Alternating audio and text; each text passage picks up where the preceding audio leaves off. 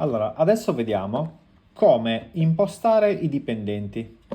Quindi SumUp ci dà la possibilità con un unico account di creare dei sotto-account che fanno in modo che noi possiamo impostare più attività, oppure se io per esempio ho un ristorante o dei rider per qualsiasi motivo, dei camionisti che consegnano per me, voglio sapere ognuno quanto ha incassato, quindi che sia un punto vendita, che sia un rider, un camionista, qualsiasi cosa, e possiamo separare le entrate, quindi avremo un unico conto dove arrivano tutti i soldi sempre, ma possiamo capire chi ha incassato e quanto.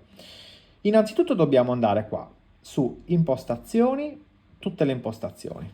La stessa cosa si può fare anche da telefono, quindi adesso la facciamo da PC e dopo da telefono. Quindi nelle impostazioni andiamo nelle impostazioni dell'attività. Una volta che siamo qua andiamo su dipendenti, la tua squadra, perfetto. Adesso io ho già qualche account attivo. Adesso vediamo esattamente come fare a invitare nuovi membri. Invita membro del team.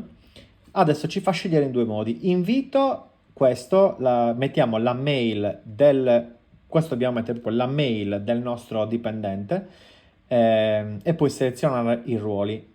Quindi questo è se noi vogliamo dare l'accesso alla mail del dipendente. Quello che io invece suggerisco sempre di fare è utente gestito. Quindi utente gestito, per esempio rider 1, noi mettiamo indirizzo email rider1 chiocciola gabriele.it.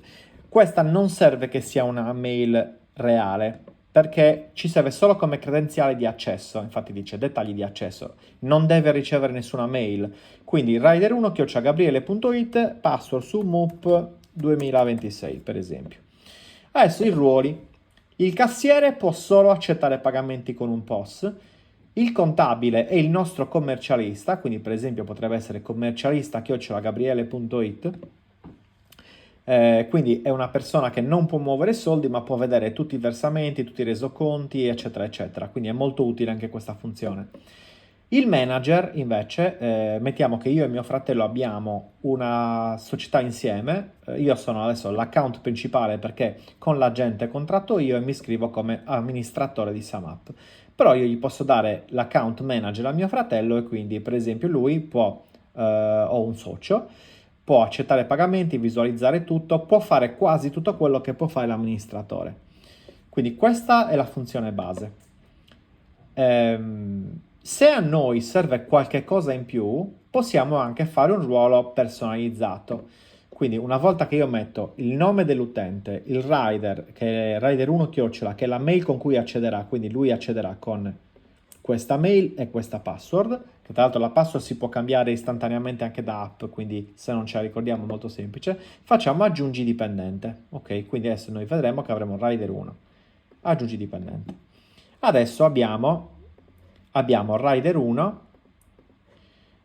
che è cassiere. Io però non voglio che sia cassiere, voglio dargli anche la possibilità di fare il rimborso. Quindi vado su ruoli e faccio crea ruolo personalizzato. Io qui ne ho già un po'.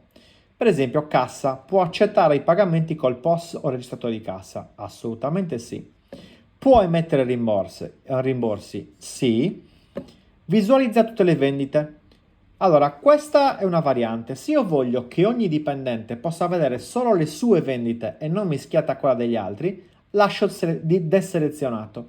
Se io invece voglio che lui possa vedere le vendite di tutti i dipendenti, allora lo seleziono. Quindi, siccome nella maggior parte dei casi voglio che un dipendente veda solo le sue vendite, lo lasceremo così. Sconti. Questo cassiere può creare sconti personalizzati, eccetera, all'ordine? Sì. Li può applicare a tutto l'ordine o ai singoli articoli? Magari io ho solo un articolo in sconto e quindi può essere comodo questo. Però magari ho anche un bar dove ho per esempio una scontistica per il locale a fianco, c'ho un ufficio a fianco, ogni volta che viene gli faccio il 10%, allora è molto più semplice poterlo applicare a tutto l'ordine. Gestione del team, voglio che questo dipendente possa invitare o gestire membri del team, che poi è quello che stiamo facendo adesso, cioè i dipendenti, può gestire ruoli personalizzati, che è quello che sto facendo adesso, cioè creando un ruolo personalizzato, probabilmente no, e quindi lo lasciamo deselezionato. Voglio che la persona veda il proprio storico vendite, cioè voglio che si limiti tipo a qualche giorno, una settimana, o voglio che veda tutto? Probabilmente qui è meglio vedere lo storico di tutto, perché magari arriva un cliente in un negozio di abbigliamento che ha bisogno di un reso e mi serve vedere la sua transazione di un mese fa.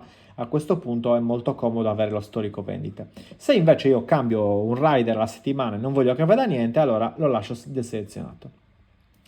Ho comprato magari la cassa SAMAP e quindi ho bisogno di gestire articoli e magazzino, creare un prodotto nuovo che mi è arrivato oggi. In quel caso possiamo dargli l'accesso a questo.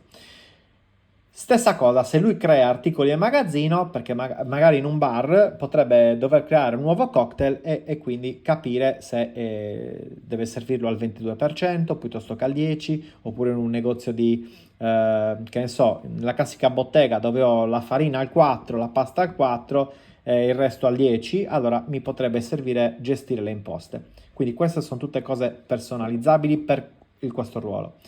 Bookings, sono in una parruccheria e voglio che lui tramite l'app o la cassa SAMAP possa gestire le prenotazioni, stessa cosa.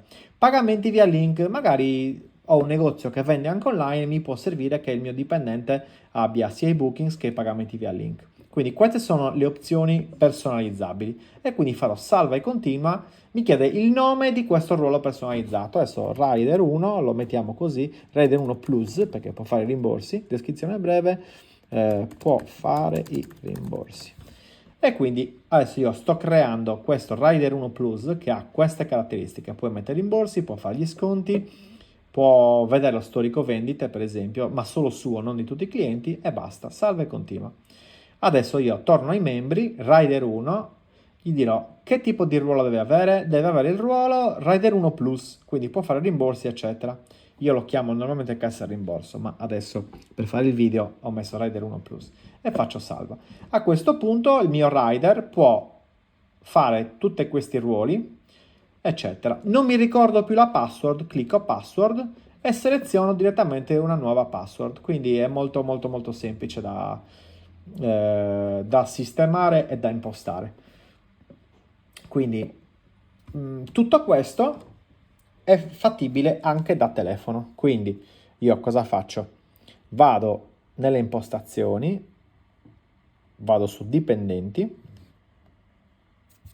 e vedrò che ho Rider 1 Plus, quindi ho sempre le stesse cose che abbiamo visto qua, e posso anche fare le stesse cose, quindi posso aggiungere un membro al team o posso creare un ruolo personalizzato direttamente dal mio smartphone, quindi è tutto uguale. Infatti qui adesso vediamo che abbiamo il Rider 1 Plus, cassa rimborso che è quello che ho fatto io, Rider 1 Plus tra i membri, poi questi sono esempi che ho fatto per altri clienti e quindi è molto semplice la gestione dei dipendenti.